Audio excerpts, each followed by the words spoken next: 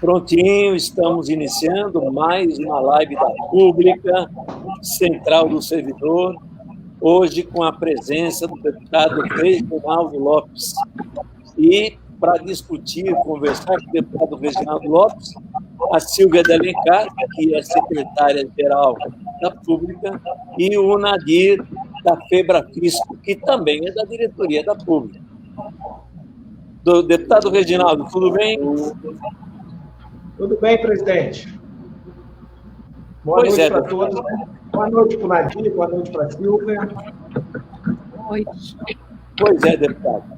Vamos começar já direto conversando um pouquinho sobre a reforma administrativa, que é a grande preocupação dos servidores. Depois entramos também automaticamente vamos cair na reforma tributária também.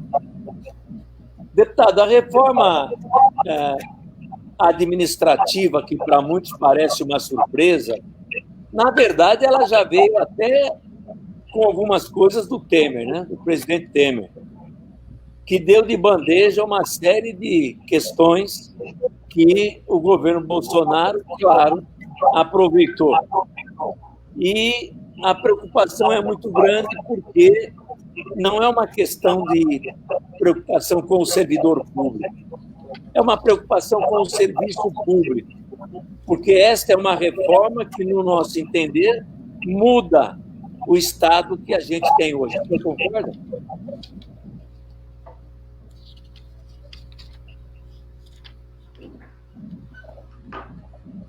Deputado, me ouviu? Eu ouvi. Sim, presidente. Não, quero agradecer mais uma vez o convite e dizer que, de fato, tem um ataque, nesses últimos 5 anos, enorme aos direitos dos trabalhadores, também ao direito da sociedade, do povo brasileiro ter acesso aos serviços públicos, né? Então, de 2015, 2016 para cá, após o golpe na presidenta Dilma, o trabalho dos governantes, né, tanto do Temer quanto do Bolsonaro, né, agora mais específico o Paulo Guedes, é buscar aí desmontar o Estado brasileiro.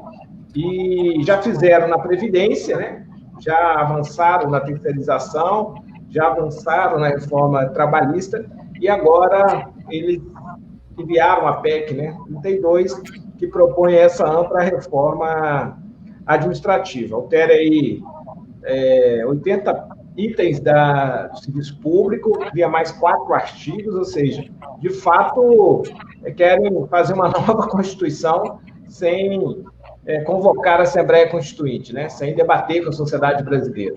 No fundo, eles estão tentando vender para a sociedade brasileira que é possível fazer um equilíbrio fiscal no país, um equilíbrio nas contas públicas dos 3 entes federados, atacando o direito dos trabalhadores, nesse caso, agora o serviço público, os direitos dos servidores públicos, mas também propondo aí atacar o Estado do bem-estar social, né?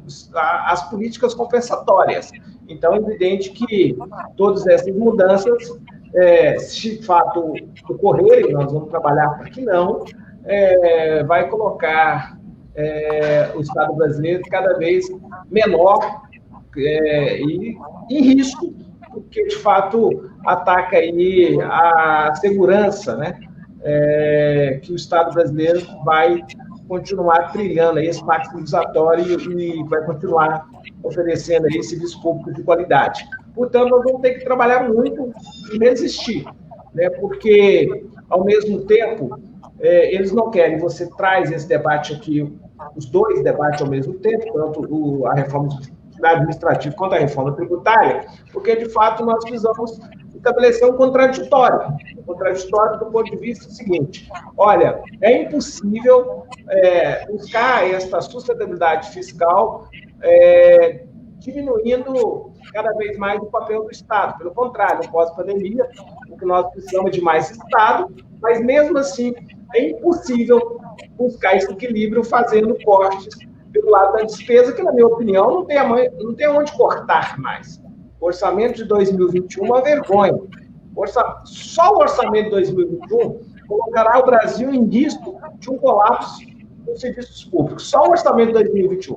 Né? Sem a reforma administrativa, já coloca muito em risco o país. Primeiro, porque eles querem tirar 28 bilhões da saúde, imagina, no pós-pandemia, com mais demandas reprimidas, eles querem cortar de maneira linear mais 18,5% nas universidades, nas pesquisas, mais 4 bilhões e 200 na área da educação, 1,5 bilhão na escola básica, ou seja, é impossível, né? Sem uma política ainda de compensação das perdas das receitas, que vão continuar subnacionais, Estado, município, terão ainda perdas de receita para o próximo ano. Então, eu estou muito preocupado. O que a gente vai resolver aqui para frente? Porque, se for essa lógica, eu acho que o Brasil pode, sim, ter uma convulsão social. Por quê?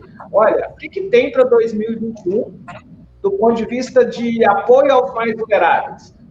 Nada. Você sai de um programa que está quase atendendo 70 milhões de brasileiros e brasileiras para um programa do Bolsa Família que atende hoje 15 milhões de pessoas.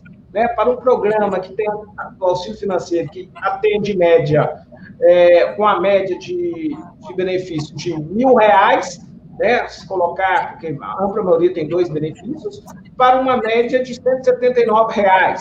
E o pior que tudo isso tem uma origem. Todas essas propostas que estão sendo feitas para destruir o Estado de Direito, destruir as políticas públicas, foi feita lá pelo Temer mesmo, que é a emenda constitucional 95. Até porque, se a economia crescer, mesmo se a gente fizer, vamos supor que tem uma revolução no país agora, nesse momento, e no mês que vem vamos implementar uma profunda e radical reforma tributária que em 2021 o Estado brasileiro vai arrecadar dos sonegadores, dos super ricos, dos grandes patrimônios, das grandes fortunas, das grandes heranças. Não há mais nenhum espaço dentro da emenda constitucional 95, ou seja, no teto dos gastos públicos, para alocar nenhum tipo de recurso, nenhum tipo. Né? Não tem mais nenhum espaço para colocar 1 bilhão na educação. Ou seja, o que está colocado, de fato, é que nós vamos ter que mobilizar a sociedade também para flexibilizar a emenda constitucional 95. Porque ela é a PEC da morte, como nós denunciamos lá em 2017. Literalmente a PEC da morte. A PEC da morte o quê? Da morte das políticas públicas, né, de colocar os mais pobres, cada vez mais pobres, mais vulneráveis, de abandonar os fracos. Ele falou, né? Que não sai de casa são os fracos, né? Ou seja, o Estado que sempre foi criado para defender os fracos, né? O Estado é para servir os fracos, ele está propondo aí uma necropolítica mesmo, né? Infelizmente, né? É um mercador da morte, né? Porque desse jeito é impossível o país não ter saques ao supermercado em 2021. Né? Nós vamos trabalhar na direção contrária, evidente. Nós não queremos que tenha saque ao supermercado, tem convulsão social, que os municípios do estado entrem em colapso, mas os estados já estão em colapso. Nosso estado, Minas Gerais, quem conhece sabe que está devedor aí de um déficit de mais de 12 bilhões de reais e está aí, né, pagando servidores públicos em 3 parcelas, professores, né, profissionais da área da saúde. Ou seja, nós temos muita tarefa pela frente. Nós vamos ter que tentar formar uma narrativa, formar uma percepção nova na sociedade brasileira para mobilizar as redes, para mobilizar no momento correto com a política de distanciamento às ruas, mas não dá para continuar esse programa, porque esse programa promete tudo ao povo brasileiro e não entrega nada, só diminui direito. Por exemplo, não é só dos servidores públicos, não, dos aposentados que não tem mais agora ganho real no salário mínimo. Agora eles querem até congelar por 2 anos o salário dos aposentados. Né? Tem aí também o salário dos trabalhadores brasileiros, que é a ampla maioria, mais de 70%, ganham 2 salários mínimos, então não ter ganho real no salário mínimo. Isso também compromete todo o desenvolvimento da economia. E lógico que não tem ganho real no salário mínimo, porque eles não têm mais espaço orçamentário por causa da emenda 95 para pagar os aposentados do INSS. Então isso é uma vergonha. Como que nós atrelamos todo o projeto de nação numa loucura com a emenda constitucional 95, né? E nós temos que trabalhar para reverter, na minha opinião, se a gente quiser mudar o rumo do destino do povo brasileiro. O Nadir, com você. Boa noite, presidente Gozzi, boa noite, Silvia, boa noite, deputado. É muito importante tê-lo aqui para debater essas questões que afligem a nossa população, o nosso povo. Deputado, agora nós estamos em uma situação que parece estranha, né? Nós estamos vendo aí que começa a faltar alimentos, né? Arroz, feijão e a inflação em cima, né, desses produtos mais básicos, né, da população brasileira, e a gente vê um paradoxo, uma questão que com a renda, né, das pessoas diminuída, a inflação baixa e esse preço está disparando. Será que tem alguns dados desse governo são confiáveis? Alguma coisa está passando aí fora que a gente não consegue detectar? Porque me parece meio paradoxo, né? Não tem, a população não tem renda e os produtos no mercado estão disparando de preço. O que o senhor acha dessa questão? Olha, Nadir, é comigo, né? Isso. Olha, Nadir, na minha avaliação, nós estamos vendo uma lógica de mercado, né? Eles acreditam nessa tese, né? Entregar tudo para o mercado, e nós conhecemos muito bem o mercado, né? O mercado nem está exportando, mas ele está usando a pressão por demanda de alimento do planeta Terra para forçar um aumento extremamente egoísta, desumano, em plena pandemia, em relação aos mais pobres, que consomem 100% das suas rendas. Então, falta totalmente planejamento. Como esse governo não trabalha com planejamento, ele esvaziou toda a Conab, toda a nossa política de segurança alimentar, de estoque, né? Estava vendo, parece que nunca teve tão baixo, né? Parece que só tem 10% aí de estoque de arroz, feijão. O governo não tem nenhuma capacidade de buscar equilibrar os preços para garantir alimentação para o povo brasileiro, para os mais vulneráveis. Pelo contrário, com a alta dos preços, né, um pacote de arroz de R$40, ele cortou, foi pela metade o auxílio financeiro. Então, é um absurdo o que está ocorrendo nesse momento, né? Então, o brasileiro tem que exigir, ao contrário de fazer uma lei de guerra, nós também pandemia, exigir aí um congelamento desses preços, né, da cesta básica no mínimo, ou estabelecer aí uma desoneração total, ou estabelecer aí uma lei de guerra e fazer a compra de todos os produtores e distribuir para a comunidade mais vulnerável, não. Ele deixa que o mercado continue ainda fazendo chantagem, porque nem na verdade, eles não estão vendendo para fora. Eles apenas estão pressionando os lojistas para comprar mais caro e virou uma bola de neve. Quem paga a conta nessa cadeia é o cidadão, é o elo mais fraco, né, da relação. E não tem governo. O governo brasileiro se comporta como comentarista, né? Ele se comporta como candidato. Ele não se comporta como presidente da República, ele não quer liderar o Brasil. E não é nesse caso só da segurança alimentar, não político de abastecimento, não. Ele se comporta assim, por exemplo, no tema educação. Como pode um presidente da República, que eles estão preocupados em abrir o boteco, mas não estão preocupados com a volta às aulas? Como é que pode? 40 milhões de brasileiros e brasileiros sem aulas. As crianças estão pagando a maior conta, né? Os jovens, os adolescentes. Não há uma discussão, não tem uma diretriz. Eu recebi o ministro Milton Ribeiro, do MEC, é como se não fosse por ele. Se depender de mim, estamos todos tranquilos, a gente ia fazer a reabertura amanhã. Não, mas eles não querem saber do planejamento, eles não querem fazer um investimento para fazer a adequação das salas de aula, porque você tem que ter distanciamento de 2 metros, praticamente 2 salas vai se tornar uma sala. Isso quer mais recursos, não, isso quer cortar recursos. Você precisa mais de equipamentos da internet para os alunos, tem que ter conectividade nas escolas, ou seja, tem que ter uma adequação do ponto de vista sanitário, tem que ter material higiênico pessoal, tem que ter máscara, né? Não tem nenhum planejamento, assim, cada um se vira, prefeito decide, não tem presidente da República. Ele se comportou assim também na saúde. Qual foi a orientação desse presidente da República para a questão do isolamento social? Pelo contrário, ele disputou, ele transformou social uma política, uma questão ideológica. né? Inventou a cloroquina, ou seja, é completamente irresponsável. É um genocida. Infelizmente, eu não gosto de usar alguns termos, mas você até que tem uma carga forte, mas o propósito público é um genocida. O discurso dele agora, o Pantanal pegando fogo, ele está dizendo, não, é um pouquinho de fumaça. Sempre teve, gente, que isso? Só no Pantanal são 20 mil focos de incêndio. Nunca ocorreu numa mata úmida, seja a Amazônia, o Cerrado, né? Eu mesmo vindo para o Triângulo, não consegui, tive que parar, não tinha como atravessar. É um péssimo exemplo, ele não tem responsabilidade com o que ele fala, com o cara que não ocupa, né? Com a imagem que ele está vendendo para o planeta Terra, inclusive. Eu quero aqui encerrar e dizer que isso é grave, o Nadir, porque é muito nobre alimentar o mundo. Eu sou daqueles que acreditam que o Brasil pode alimentar o mundo, pode ser um exportador de alimentos.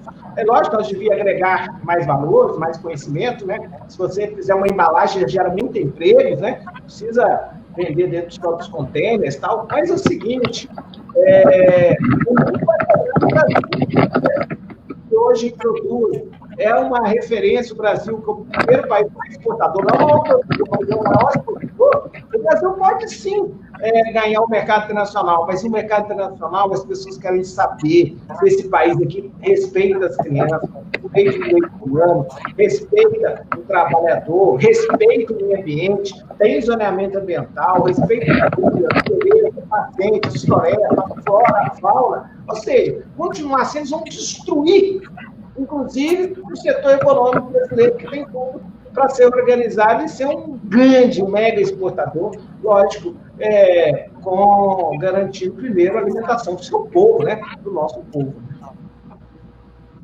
Silvia? Aqui de onde está vindo essa interferência é do meu, para eu ver que estou ouvindo um barulho estranho. Boa noite, obrigada mais uma vez pela sua colaboração brilhante, participação, deputado. E eu vou fazer algumas observações que você já fez. Eu queria começar pela irresponsabilidade do nosso presidente. Eu não tenho imunidade parlamentar, não posso chamá-lo de genocida, mas pelo menos irresponsável eu posso. Ele não tem nenhuma preocupação com nenhum tipo de política social, ele não tem preocupação com educação, ele não tem preocupação com ecologia, ele não tem preocupação com economia, ele tem preocupação em atender ao mercado das políticas do seu ministro Paulo Guedes, ponto final. Porque ele não sabe nem o que significa economia, vamos ser sinceros. E, por fim, ele, na saúde, ele foi um inconsequente, um irresponsável, ele foi leviano, porque ele não só não agiu, não atuou, como ele também incentivou as pessoas à morte.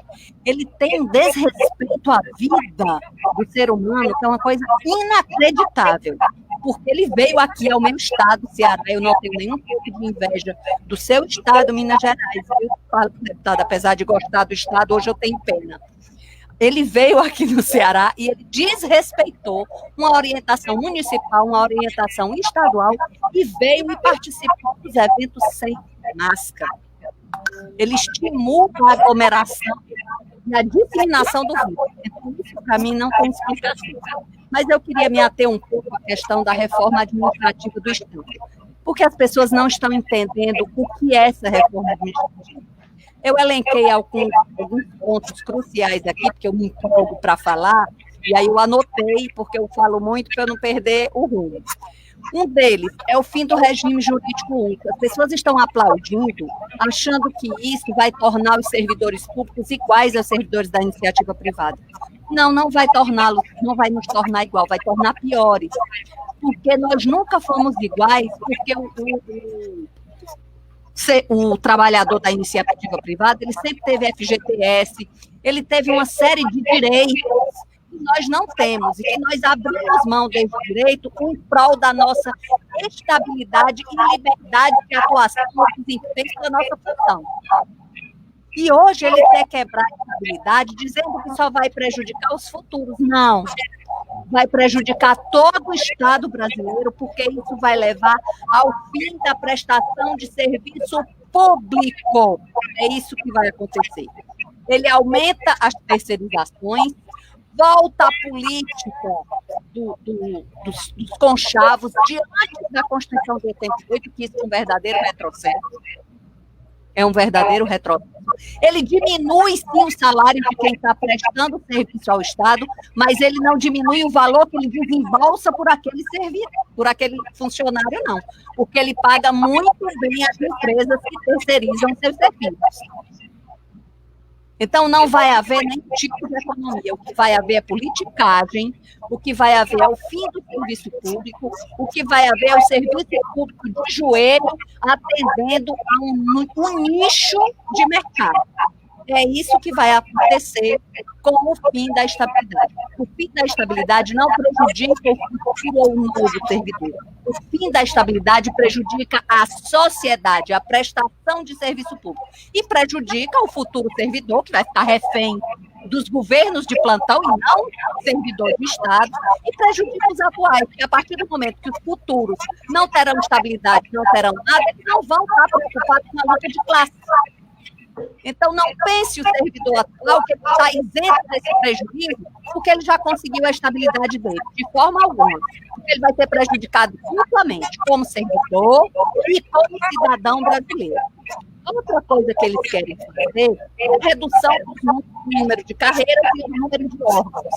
Já ficou provado que eles não têm competência e que não têm como administrar essas funções na reforma ministerial, a primeira reforma. Agora, o que eles querem fazer? Eles querem flexibilizar os órgãos fiscalizatórios, porque eles não querem um IBAMA atuante, eles não querem as secretarias do Estado de Finanças atuantes, eles não querem fiscalização em cima dos bancos, eles não querem um Banco Central forte, eles não querem a Receita Federal atuante. É lógico que eles não querem. O presidente, inúmeras vezes, disse que tinha horror a funcionário da Receita, porque ficava no cangote do empresário. O empresário que trabalha sério, ele não fica no cangote dele, não, ele fica. Agora, se ele é frágil na forma como ele conduz sua política contábil, aí a história muda de figura. E aí ele beneficia aquele que pode pagar grandes escritórios de contabilidade e de advocacia em detrimento do pequeno e do médio empresário, que tem aí sim uma carga tributária pesada, porque os outros têm como não pagar para não pagar. Então, essa reforma administrativa, ela não vem para beneficiar ninguém, muito menos o Estado, ela vem para trazer um prejuízo para a nação e ela deixou de sobrestar da tributária, porque a tributária também não tem a intenção de acabar com a concorrência desleal, ela não tem a intenção de diminuir a diferença de renda no país, ela não tem a menor intenção de diminuir as desigualdades, ela não tem intenção em inventar o capital produtivo do país, ela tem intenção em beneficiar a especulação financeira, o mercado financeiro, que é extremamente dinâmico. Eu ia dizer uma palavra, vou trocar, porque o ditado aqui no Ceará é outro. Ele vira o dado para o lado que está dando mais, e aí ficamos refém de um mercado especulatório. Então, o país vai viver um retrocesso gigante, um retrocesso sem fim, porque nós vamos ter retrocesso em todas as áreas: saúde, ecologia, educação, pesquisa, segurança. Não, segurança não, o presidente é militar, vivemos um governo cheio de militares, então ele beneficiou as polícia, beneficiou coisa nenhuma. Ele deu uma enganação às polícias, ele está, de fato, beneficiando os militares da cúpula, mas ele não está combatendo as milícias. Como é que ele está preocupado com a segurança nacional se não há um combate ostensivo às milícias, que hoje é um crime organizado dentro da polícia? E eu não estou dizendo que os policiais são todos assim, não. Não. Mas a milícia existe, está provado. E é preciso beneficiar, respeitar, reconhecer o bom policial. Mas é preciso tirar também o miliciano de dentro da polícia. Silvia, vamos ouvir o deputado sobre isso tudo que você colocou. Desculpe, então eu me empolguei. Tá bom, tá joia. Muito obrigada e é isso. Olha, eu tenho concordância com a Silvia. Primeiro que, em alguns debates que eu acompanhei aqui no lançamento do Paulo Guedes da reforma administrativa, eles falam o seguinte: uma coisa é direito adquirido, outra coisa é expectativa de direito. É evidente que eles trabalham para implementar a reforma administrativa para os atuais servidores. Né? Sinalizam para o futuro, para tentar desmobilizar, nessa lógica assim, um pouco egoísta, né? Trabalhar com individualidades, assim, é para o futuro, então deixa para o próximo resolver. Mas isso é muito perigoso. Primeiro, isso é extremamente individualista, né? Ou seja, não é assim que nós vamos construir um projeto de nação, um projeto de país. Porque nós não estamos defendendo aqui interesses pessoais, nós estamos defendendo aqui uma concepção de Estado, né? Um papel do Estado brasileiro, né? Um projeto de nação. E não tem nenhuma nação, nenhum projeto de Estado que não passe pelo servidor público, né? E ele tem que ter total isenção, né? Para ele ter essa isenção, ele tem que ter essa estabilidade, né? Porque senão ele vai ficar, muito bem colocado pela Silvia, à mercê dos governos de plantão, né? E também busca uma terceirização aí assumida já, né? Uma terceirização de quase todas as áreas, né? Não tem coragem de mexer com o judiciário, né? Ou seja, é complexo, porque, vamos ser bem sinceros, até por questão moral, tem que resolver essa questão de quem ganha acima do teto, né? Os perjudicários, nós temos que resolver isso. Então, de fato, é muito preocupante. Né? O momento que nós estamos vivendo, a dificuldade de mobilização, até por causa da nossa responsabilidade na pandemia, então nós vamos ter que construir, né, de maneira virtual, mas engajar aí todo os servidores públicos desse país para a gente resistir. E também formar uma opinião na sociedade brasileira. Eu tendo a acreditar que a sociedade brasileira, ela reconhece hoje que o Estado é fundamental, porque se o Brasil não teve um colapso total no sistema de saúde, se deve muito ao papel do SUS, do Sistema Único de Saúde e de seus servidores, né? Também, se o Brasil conseguiu aí implementar um programa de transferência de renda, se deve muito ao conjunto de profissionais, aos bancos públicos, inclusive, né? A Caixa Econômica Federal, ao CAD Único, ao Sistema Único de Assistência Social, que nós conseguimos aí, com eficiência, fazer chegar, né, os recursos para os mais vulneráveis desse país. Poderia ser muito melhor, lógico, se o governo tivesse compromisso de ser republicano, né, de dialogar com os outros dois entes nacionais, né, Estado e municípios. É lógico que ele preferiu romper com o Pacto Federativo para estabelecer uma política de transferência de renda do presidente da República com o cidadão,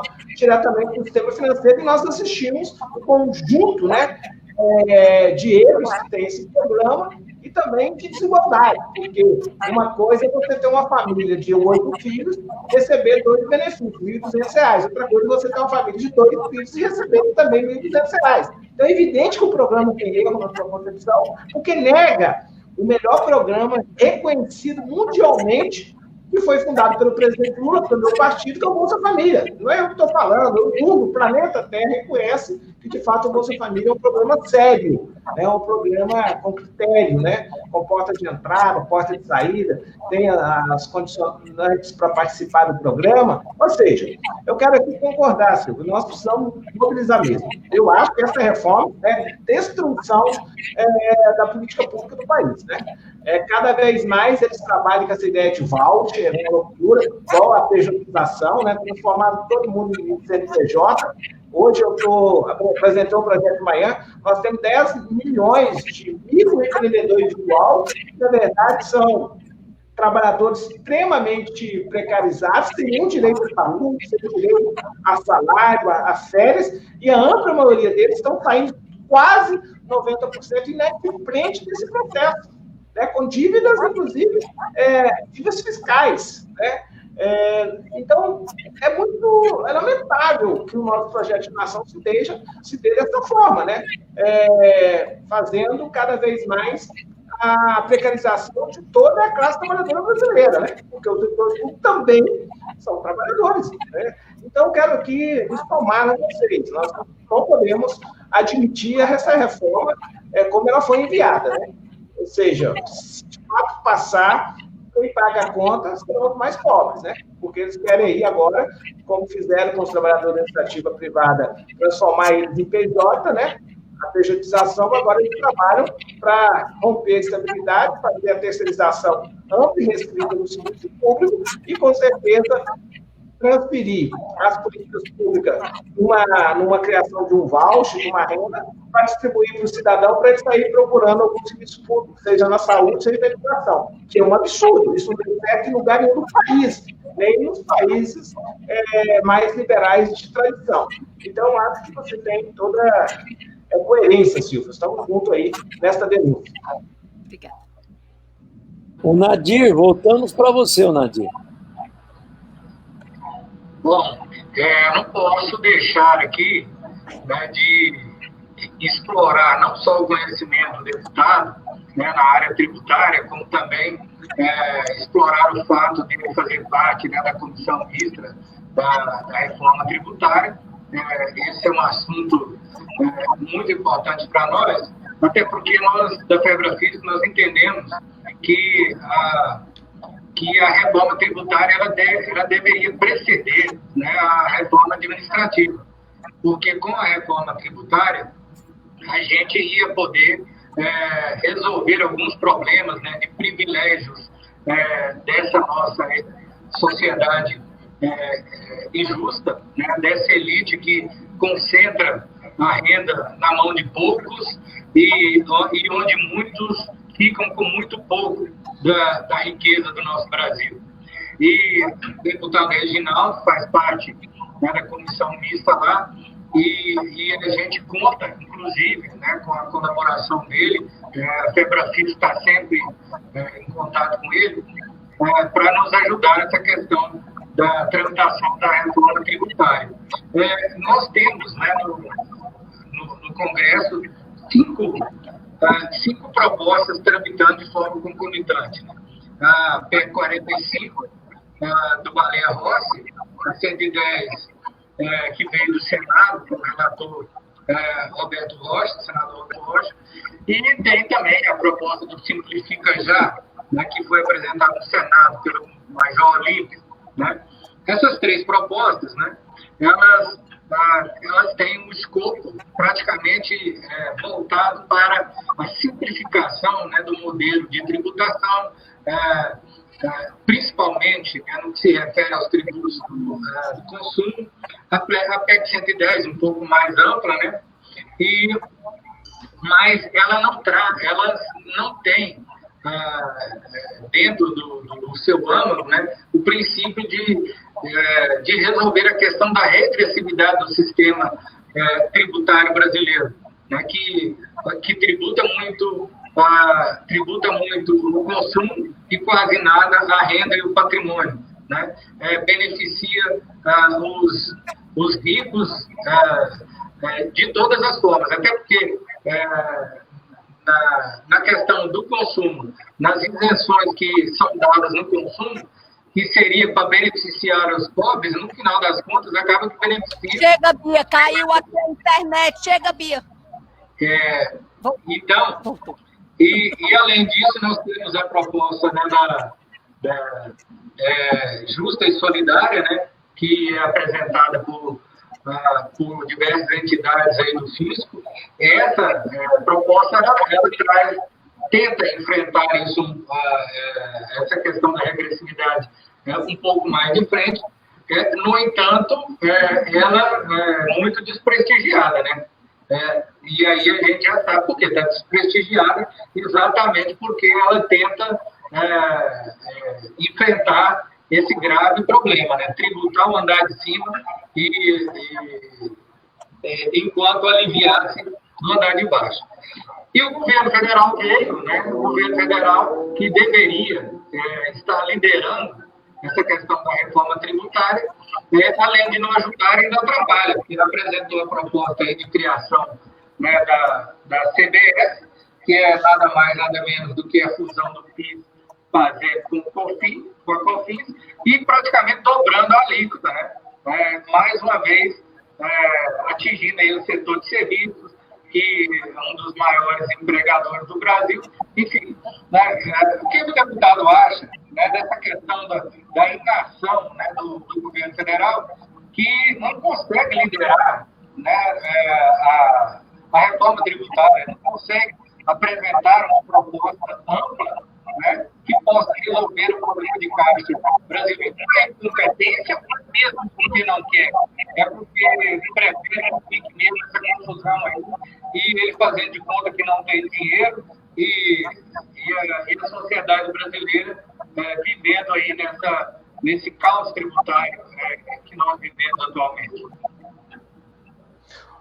Olha, Nadir, o governo não trabalha para fazer a reforma tributária. Vamos ser bem direto, né? Ele trabalha para simplesmente, talvez, simplificar o sistema. E simplificar já era insuficiente antes da pandemia. No pós-pandemia, é uma covardia, é uma selvageria. Ou seja, o Estado brasileiro precisa de mais investimento. E, de fato, uma reforma que propõe ser neutra, apenas simplificar, é um crime contra o Pacto Federativo. Eles falaram muito que seria mais Brasil, menos Brasília, mas não é verdade, cada vez é mais Brasília, né? O Brasil foi só palanque eleitoral, porque não tem como uma reforma que propõe ser neutra na redistribuição dos recursos, tendo em vista que os subnacionais, que são os mais importantes entes da federação, continuarem recebendo os mesmos recursos e perdendo agora o resto da sua competência tributária, perdendo o resto da sua competência federativa, da sua autonomia federativa. Então, é evidente que essa questão de simplificação, muito simpática, mas ineficiente, né? Ou seja, só simplificar é uma selvageria, na minha opinião. E simplificar, criando um imposto que você vai legalizar, porque agora você vai legalizar que o Brasil é o país que mais vai cobrar imposto sobre consumo. Porque se passar a PEC 45, o Brasil vai ter uma taxa de 30% sobre o consumo, né? O valor sobre bens e serviços vai ficar em torno de 30%. E vai piorar a vida para os mais pobres, porque eles querem tirar as isenções de vários produtos que hoje nós conseguimos aí nas últimas décadas, né? Então, nós vamos passar aí a cobrar na cesta básica 30%, no remédio, no transporte coletivo. É um absurdo, é um crime contra os mais pobres. Falam que vai devolver, isso é absurdo, não tem como devolver. Devolver como? O cidadão vai pagar e depois vai receber? O cidadão que falta salário no final do mês? Como? De que forma? Né? Ou seja, então, de fato, eu acho que não tem ponto positivo nenhum. Tem parte da esquerda, o PT, que fala que simplificar já é um ganho. Não é verdade. Nós não podemos perder essa janela de oportunidade e não construir uma reforma verdadeira. Essa que você falou muito bem, que a maioria das entidades ligadas à Receita Federal do Brasil, as receitas estaduais, ajudaram a construir, que é uma reforma justa, solidária e sustentável. Nós vamos numa reforma que dê conta de responder 3 dilemas.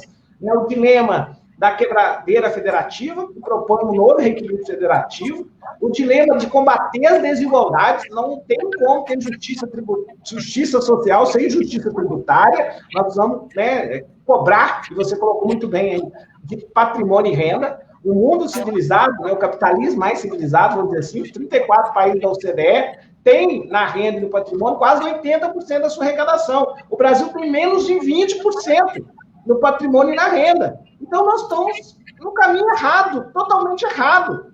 Né? O mundo cobra de quem tem renda e quem tem patrimônio. O Brasil cobra de consumidor. O Brasil cobra do assalariado. O Brasil cobra do aposentado. O Brasil cobra do desempregado. Né? E cobra do empresário que emprega gente. Porque se o empresário entregar inteligência artificial, ele não paga nem na folha de pagamento e não paga sequer quando ele recebe os dividendos, que é o lucro dos dividendos. Então, é péssimo ser um empreendedor no Brasil que gosta de gente, que gosta de seres humanos, que gosta de trabalhador. Né? E ele, se ele entregar inteligência artificial, o Fernando Henrique Cardoso, além de ter isentado pagar no lucro dividendo, ele ainda bate o juros sobre o capital próprio, né? Então, aí diminui mais a base de contribuição dele do imposto de pessoa jurídica. Então, virou um paraíso do super rico. Um paraíso. Só paga imposto aqui pobre. E eles não vão resolver isso porque eles não querem assumir de que lado eles estão de fato. Eles vão pela omissão. Porque eles tentam falar, não, essa turma aí quer aumentar imposto. Nós não queremos aumentar imposto. Nós queremos deslocar a incidência tributária no Brasil. É diferente de aumentar imposto. Nós queremos apenas deslocar, tirar do consumo e da folha de pagamento e levar para o patrimônio e para a renda. É simples.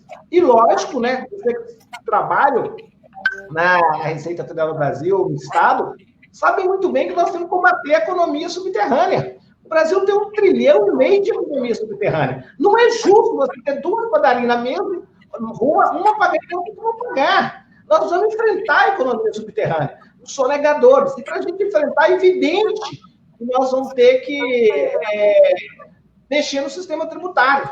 E, na minha opinião, você já discutiu comigo, eu defendo acabar com o dinheiro em papel. Porque se acaba com o dinheiro em espécie, a gente faz todo o sistema eletrônico, a gente pode criar um imposto de renda em relação à renda informal. Aquele que movimentar no banco maior do que a renda formal, ele tributa. E aquele que não movimentar, a gente devolve o dinheiro para ele.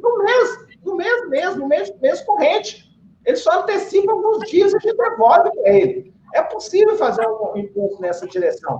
O problema é que nós temos que tributar, porque 1,5 trilhão de economia subterrânea nos permitiria arrecadar 500 bilhões de reais. Resolveria todo o problema do Brasil. Né? E você ainda tem, né, lucros de dividendos que pode arrecadar mais de 100 bilhões, temos aí transferência de grandes heranças, pode arrecadar uns 50 bilhões, temos o IVF, que já tem previsão constitucional, que pode arrecadar mais uns 50 bilhões, e por último, eu concordo plenamente com você que um liberal que defende um Estado cada vez mais mínimo, para os fracos, porque para os fortes é cada vez mais forte, né? Porque para os fortes o Estado regulamenta todo dia. Como é que vai tomar a casinha do cidadão que não aguentou pagar para entregar para o banco? Como é que vai tomar o carrinho do cidadão que não conseguiu pagar para entregar para o banco? Como é que vai tomar o lote do cidadão para entregar para o banco? Como é que vai pegar o para-terra, né? O programa de financiamento de terra para entregar para o banco? Então, para os mais ricos, o Estado é regulamentado toda hora. É um Estado forte. Agora, para os mais fracos, não tem Estado. Eles querem acabar com o Estado. Então, é evidente que nós vamos ter que enfrentar o problema da sustentabilidade fiscal. Eu costumo dizer que nós, da esquerda, comete um erro, eu, principalmente, estou falando de mim mesmo, se a gente não iniciar um debate sobre o problema econômico brasileiro, falando que a gente tem compromisso com a responsabilidade fiscal. O Lula é um exemplo disso. Falar que o Lula é um populista, mentira! Ele governou 8 anos e fez 8 anos de superávit primário. Depois do golpe, eles estão governando há 6 anos com déficit fiscal, e agora de 233 bilhões. E pela segunda vez, com crédito suplementar, e agora de 453 bilhões, rompendo a regra de ouro para fazer custeio do Estado. Não é para fazer investimento. Então, nós vamos ter que enfrentar esse debate e mostrar que tem outros caminhos para buscar a sustentabilidade fiscal, o equilíbrio fiscal, que não seja perseguir o servidor público, que não seja acabar com a estabilidade do serviço público, que é o que garante a transparência, né? A impessoalidade do Estado. Ou seja, nós precisamos avançar muito nesse debate e que também não seja fazer um trabalhador, né, de aplicativos não tem nenhum direito, nem previdenciário, nem trabalhista, nem apoio à saúde, nem 13º, nem férias, nada. Não pode ser esse país pós-pandemia que nós vamos construir. Por isso que eu tenho dito, a volta do velho normal não nos atende. Nós vamos construir um outro projeto para o pós-pandemia. E você está certíssimo, Nadir. Passa pela reforma tributária. Mas eles não vão fazer. O que o Paulo Guedes encaminhou? Um projetinho, unificando o imposto dele, PIS, COFINS, mas para aumentar a carga tributária. Como você colocou muito bem, para aumentar nos serviços, que são os maiores empregadores. Para a cadeia curta, coitado, do pequeno empresário. E pior ainda, para acabar com o ProUni, que permite 150 mil jovens estudarem, porque acaba com a intenção do PIS COFINS para as instituições.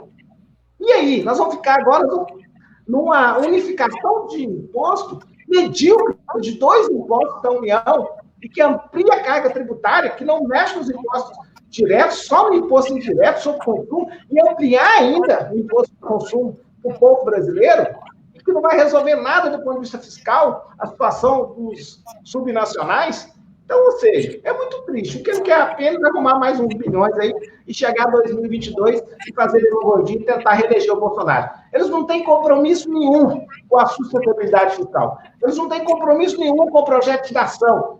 Olha a irresponsabilidade dele do ponto de vista da política ambiental desse país. O mundo inteiro está dando recado. Nós vamos comprar mais, vamos parar. Eles podem comprometer o que ainda está funcionando na economia brasileira. Eles não têm nenhuma estratégia para reindustrializar o Brasil, pelo contrário, quer tirar o dinheiro agora das bolsas, de CNPq, de residências, de apoio ao custeio das universidades, dos institutos federais, da escola básica. Então, ou seja, é muito ruim o cenário se a gente não conseguir ter uma revirada aí política, né? Deputado, juntando um pouquinho as coisas, veja bem, o ano passado, na comemoração do Dia do Servidor Público, um deputado do Congresso, na Câmara, no dia da homenagem, defendeu, por que não, serviço público terceirizado. Seria normal para ele ter serviço público terceirizado. De que estado nós estamos caminhando? Agora a gente está aí. Uma reforma tributária que não tem como andar, porque não se consegue fazer essa reforma andar no atual Congresso. Que, aliás, raras exceções, nós estamos com um Congresso, com uma Câmara e um Senado pior do que aquele que saiu nas eleições, né, deputado? Não conseguimos eleger um Congresso, se mudou 50%, também não mudou nada em como o Congresso trabalha e qual a preferência do Congresso pelo cidadão brasileiro. Então, nós temos lá, não anda uma reforma tributária.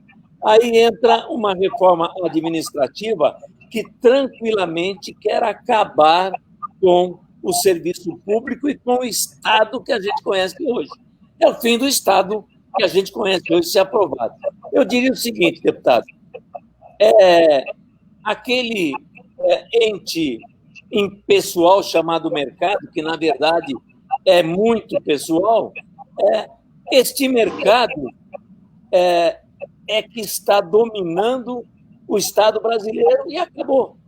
Como é que nós vamos inverter isso?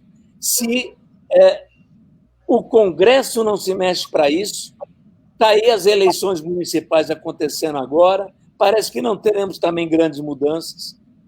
Qual é o caminho? O que fazer para convencer os deputados de que é possível distribuir melhor a riqueza produzida no país? Olha, eu acredito que é pela sociedade, não será pelo parlamento. Nós temos uma maioria do Centrão e no mundo inteiro não existe esse indivíduo, né? As pessoas têm posições. Porque na maioria dos países, você vota num projeto, né? Você vota no partido, você não vota uninominal. Então, esta votação muito pessoal, né, personalista, levou uma despolitização de um projeto de país. E fica a mercê um pouco das pressões populares, né? Você não tem uma disputa pelos partidos, do ponto de vista de projeto de país, projeto de nação. Tem muito, como a maioria está posicionada no Centrão, dependendo aí das forças, né, das vozes roucas das ruas, como falou o Fernando Henrique Cardoso. Nós vamos acordar a nossa nação e ampliar essa percepção de que projeto que nós queremos. Nós vamos fazer essa disputa. Eu estou animado, porque eu acho que nós vamos apresentar um projeto. Nós vamos ter alguns pontos em várias áreas para a gente discutir com a sociedade brasileira. E vamos ter que ganhar nas urnas, vamos ter que construir essa nova maioria. Eu não acredito mais nesse governo, acho que não tem como fazer as mudanças a favor do povo nessa legislatura. Essa legislatura está totalmente comprometida. Ela deu sinais que poderia enfrentar um pouco as loucuras do governo Bolsonaro, mas hoje a ampla maioria está cooptada pelo poder econômico da União, e aí, de fato, nós não temos força para fazer essa inversão, na minha opinião, de uma pauta que interessa ao povo brasileiro, a ampla maioria do povo brasileiro. O que pode ocorrer é que, a partir de 2021, lamentável, né? Não queria que ocorresse, o tamanho da exclusão desse país. Porque, até agora, o governo não conseguiu colocar nenhum centavo para garantir um programa de renda. É bom dizer que programa de transferência de renda não substitui políticas públicas na área da saúde, da educação, como a Silva colocou aí, da segurança pública. Os liberais no Brasil que fizeram converteram a defesa do direito à renda básica para as pessoas, estão trabalhando na lógica de garantir a renda e destruir o resto das políticas. Não. A renda básica universal, direito à renda, não é uma bala de prata. Não é. É uma das estratégias para enfrentar a desigualdade e para retomar um pouco do crescimento no mercado interno. Mas o que faz uma nação mesmo, verdadeiramente, é combinar o direito à renda com um conjunto de políticas públicas, né? Seja na área da educação, seja na área da saúde, seja na área da segurança pública, seja na área de geração de novas oportunidades de renda e trabalho, né? Que tem as portas de saída, né? Que tenha investimento em produção de novas riquezas, uma nova indústria 4.0, uma política socioambiental no campo, passa por outras políticas públicas, né? Que o Estado que deve garantir, especialmente depois da pandemia, pós-pandemia, que, de fato, o país vai sair mais pobre e as pessoas precisarão mais de políticas públicas, né? De mais Estado. Então, não acredito que será fácil, não, sabe, presidente? Mas nós estamos aqui firme na luta para construir essa narrativa. O que eu imagino é o seguinte, olha, como não formar uma nova percepção na sociedade brasileira, sendo que tudo que é feito hoje só atende 5% da população, no máximo. Nós não temos 5% super ricos. Na verdade, eu diria que quem é super rico no Brasil são os super privilegiados que não pagam impostos, que é os 2,1 milhões de pessoas que recebem lucro de dividendo. Para mim, esse seria os super privilegiados. Então, isso é 1%. Mas vamos dizer que a economia tem aí 5%, porque tem 5% que fica com 95% do PIB. Por que o Brasil, o povo brasileiro, votaria no projeto, né? 95% votaria num projeto para 5%. Então, nós temos que tentar uma forma de comunicar melhor com a sociedade brasileira e tentar formar essa percepção, para a gente apresentar um projeto mais consistente que seja para a ampla maioria do povo brasileiro. Né? Essa lógica desse capitalismo de mercado vai levar o Brasil a uma barbárie. Não uma barbárie. Não tem outro caminho. É a barbárie mesmo. Porque ele é inviável do ponto de vista ambiental, ele é sustentável do ponto de vista social, né? Ele é incompatível com a democracia. Por que é incompatível com a democracia? Porque como que 5% pode prevalecer sobre 95% do povo brasileiro só um aumento do autoritarismo? Né? Eu não acredito. Acho que o Brasil também não aceita, né, o país caminhar para o autoritarismo. Eu acho que o Bolsonaro já percebeu e já entendeu um pouco o recado. Então é isso, Seixas. Não tem um caminho, mas eu acho que nós precisamos, e hoje eu fiquei feliz, já que você me perguntou, vale a pena os internautas conhecer o programa que nós lançamos hoje, um programa de reconstrução e transformação do Brasil. Eu diria que é o melhor documento que o PT produziu em toda a sua história. É lógico que cada momento tem o seu tempo e o seu espaço, mas dentro do momento que nós estamos vivendo, o PT conseguiu hoje apresentar um projeto que ainda não está acabado, né? Nenhum projeto ele é fechado e acabado, mas ele é um bom ponto de partida para a gente fazer as mudanças radicais, estruturantes que o país precisa. Então, eu acho que ele é muito importante e vale a pena conhecer mais detalhadamente esse programa, esse projeto que nós lançamos hoje com o presidente Lula pela Fundação Perceba Abramo. A pública tem discutido a importância dessas eleições agora de 2020, deputado, inclusive para a próxima eleição de 2022. No voto, temos que dar muita atenção para o legislativo, câmaras municipais, depois, em 22, Assembleia Legislativa e Congresso, que parece que no voto a população brasileira ainda não percebeu a preocupação que tem que ter com o voto no Legislativo, concorda? Sim. Olha, mas tem alguns sinais. Por exemplo, a votação do Fundeb, Eu recebi mais de 3 mil WhatsApp, pessoas que eu não tenho contato. Então, ou seja, a pressão nas redes, no WhatsApp, nas ruas, também muda uma conjuntura, né? Foi assim em 88. O Centrão juntou mais com a esquerda democrática e fizeram uma Constituição cidadã. Então, nós temos que aumentar o grau de organização. O Fundeb, nós derrotamos o governo, que era contra, e também o mercado financeiro. O mercado financeiro fez vários editoriais em alguns jornais, dizendo que era uma irresponsabilidade ampliar o aporte de recursos de 10% para 23% da União.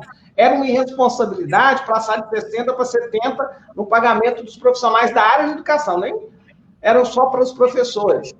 Retirar os aposentados do Fundeb, que a LDB diz muito bem, Fundeb para o desenvolvimento da educação, e levar para as receitas previdenciárias. E mesmo assim nós aprovamos. Ainda colocamos o custo aluno qualidade, para avançar na questão da qualidade da educação básica. Ou seja, nós conseguimos uma por maioria, 497 votos. Então, nós temos que formar essa percepção. Eu vi que a pública pergunta como formar essa percepção, né? Eu acho que nós vamos ter que debater, conversar, dialogar, apresentar em todas as áreas, especialistas na educação, saúde, tributária, previdenciária, transição ecológica, né, a questão da reparação de danos. Eu fiquei feliz também que, pela primeira vez, o nosso partido assume que nós não fizemos reparação de danos com o fim do trabalho escravo e propõe um Fundo Nacional de Superação do Racismo. Isso é fundamental. Eu falo isso porque em 2015, quando eu presidi a CPI de violência contra jovens, negros e pobres, eu apresentei uma emenda constitucional a 126, 2015, junto com o Movimento Negro, propondo 3% do IPI para os 142 territórios que tem aí 90% dos homicídios no Brasil contra os nossos jovens negros e pobres, por serem jovens negros e pobres. Isso é um genocídio. Então, acho que nós avançamos, né? Às vezes, ir para a oposição faz a gente refletir também em mudanças mais estruturais, porque nós deveríamos ter feito, no passado, uma profunda reforma tributária. Nós não alteramos a estrutura da pirâmide de renda do país. Pelo contrário, os ricos ficaram mais ricos. O que nós fizemos foi tirar os pobres da miséria absoluta. Mas a gente poderia ter avançado de uma política mais consolidada de Estado, que quando você fala o seguinte, é inaceitável, inadmissível cobrar imposto de consumidor e de trabalhador, de pobre, vão cobrar do rico, se a gente tivesse feito essa alteração tributária, talvez, hoje, jamais o povo e o Congresso teria revertido essa conquista. E ela seria estruturadora. Então, naquele momento, a gente não conseguiu. Tinha crescimento econômico, nós estávamos fazendo algumas transições, mas agora é inaceitável que a gente não tenha coragem de fazer esse debate. É que eu tenho dito, presidente Silva e o Nadir, olha, a política da conciliação econômica, que nós governamos, e fizemos muito bem, o presidente Lula fez, e foi inédita, pela primeira vez, os pobres também ganharam parte da riqueza do PIB, ela é incompatível para o futuro. Não tem como mais fazer essa política do ganha-ganha. Para a gente fazer um novo governo transformador, o andar de cima terá que deixar de ganhar um pouco para o andar de baixo subir alguns degraus, porque senão a conta não fecha. E nós temos que ter responsabilidade com a sustentabilidade fiscal, com o ajuste fiscal que eles falam, né? Eu não quero falar essa palavra ajuste fiscal, porque alguém pode falar, mas esse cara também de direita, aí também de centro. As palavras ficam meio queimadas, desgastadas, né? Porque quando vão utilizando elas inadequadamente, só para os trabalhadores pagarem a conta, só para os mais pobres pagarem a conta, só para o serviço público pagarem a conta, só para a população pagar a conta, fica difícil usar essas palavras. Mas eu volto a dizer, é evidente que nós temos a responsabilidade de buscar essa sustentabilidade fiscal. Agora, o nosso caminho que nós queremos trilhar não tem nada a ver com o caminho desses malucos. Estão extremamente terraplanistas. Eles estão há 6 anos dizendo que vão resolver o problema fiscal do país, produzindo desempregado, pessoas que estão desalento, jovens sem escola, sem educação, sem direito, agora atacando os direitos do serviço público, do serviço público, do servidor público, e vai continuar tendo déficit fiscal. Vão continuar, antes que era até 2023, seria 10 anos, uma década de déficit fiscal, agora já se projeta, se essa política não tiver uma alteração na sua rota, no seu rumo, né? Se tiver um plano de obras de investimento público, se a gente não voltar a valorizar o salário do trabalhador, né, e do aposentado, se a gente não construir essa renda básica como direito universal, se a gente não mexer no sistema tributário para liberar aí o trabalhador que emprega e também o trabalhador que tem carteira assinada e cobrar do patrimônio e da renda, nós vamos ter aí uma perspectiva que até em 2027 o Brasil continuará tendo déficit fiscal. E aí nós vamos ficar nessa bola de neve que nós vamos estar remunerando o super rico cada vez mais, contido a dívida pública e transferindo toda a arrecadação para a mão de meia dúzia de pessoas. E o povo brasileiro pagando imposto, sem direito às políticas públicas compensatórias dignas. Isso leva ao caos, né? Isso leva as pessoas a desacreditarem em tudo, né? No Estado, nos políticos, nas instituições. Isso leva à barbárie. Então, nós vamos evitar, né? E aí o caminho é uma mudança no rumo da política econômica, que passa essencialmente pela mudança no sistema tributário, na minha opinião. Uma colocação da Silvia, depois do Rudinei. Rudinei quer falar antes? Silvia, então, depois do Rudinei. Rudinei?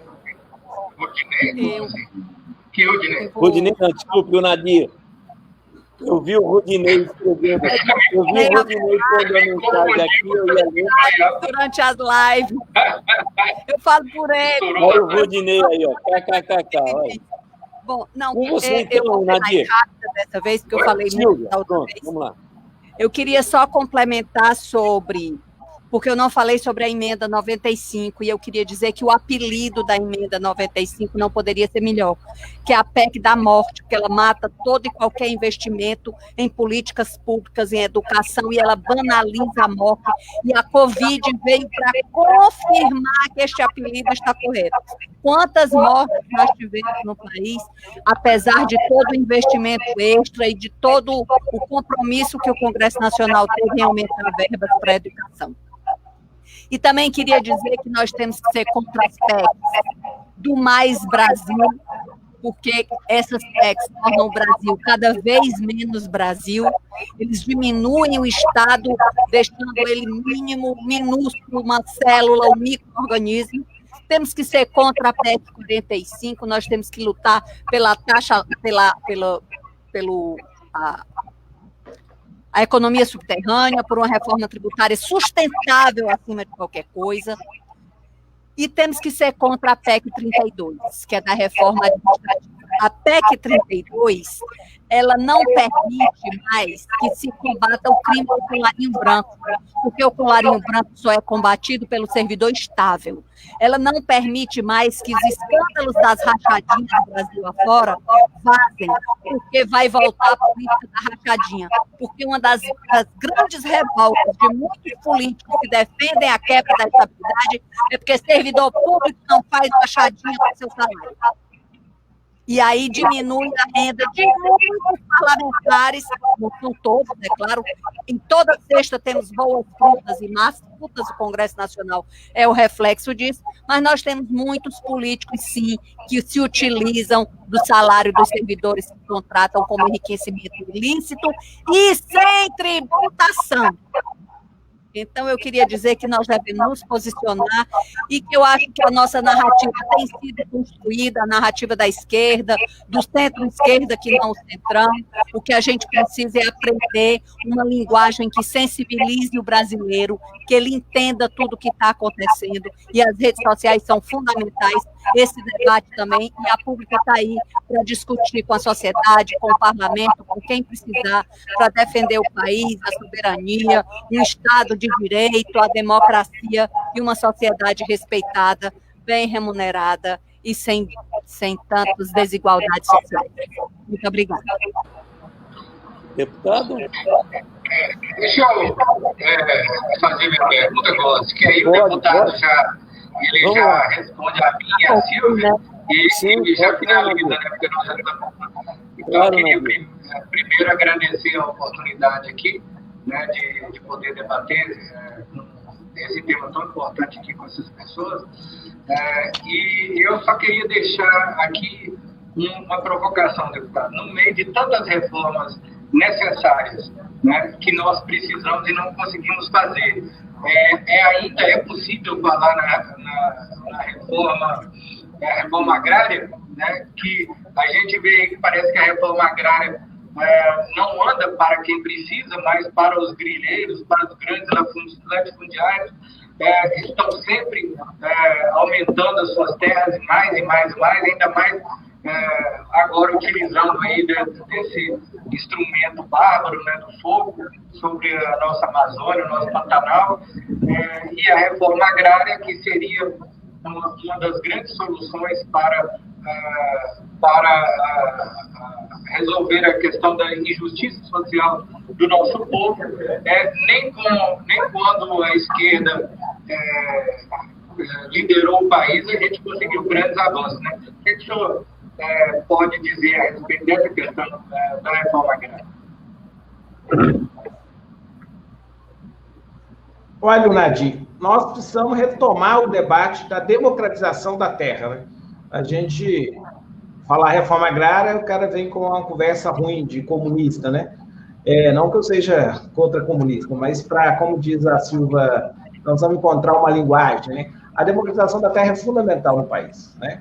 Evidente que nós temos aí muitas terras improdutivas. A Constituição brasileira fala da função social da propriedade e ela tem, né?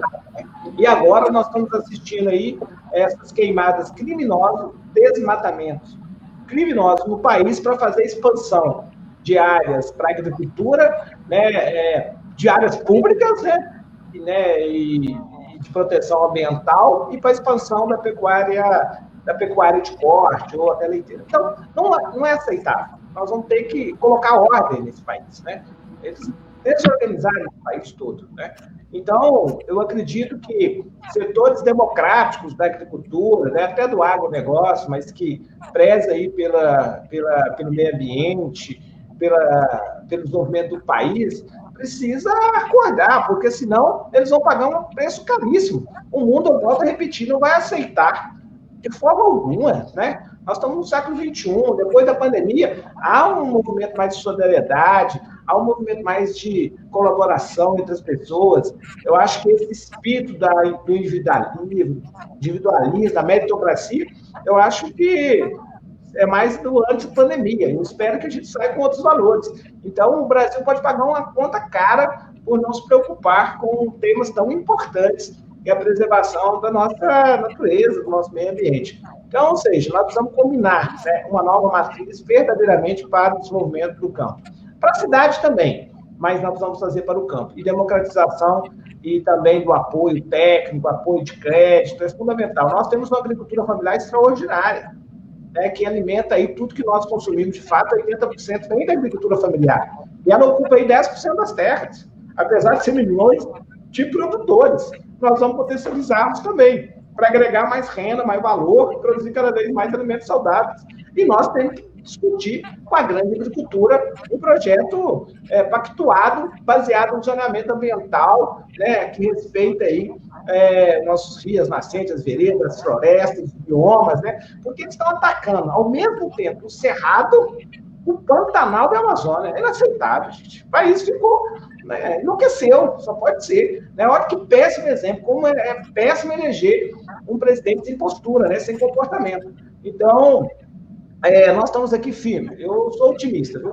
Vou até encerrar aqui dizendo, né, e repudiando aqui também o ato criminoso que fizeram em Recife, né, atacando aí a estátua do nosso grande pensador Ariano Suassuna, né? Ou seja, nós precisamos, dentro dessa dificuldade conjuntural, né, a gente não pode nunca ser pessimista, nós temos que ser um realista esperançoso, né? Então, eu espero aí que o realismo esperançoso nosso e as nossas vibrações e convicções e coragem de enfrentar essa conjuntura e construir uma nova perspectiva. Então, eu tenho aí uma esperança grande que nós vamos ter uma boas vitórias para frente, né? Seja nessas eleições, seja em 2022, nós vamos formar uma grande opinião nesse país e nós vamos construir um programa ousado para o povo brasileiro.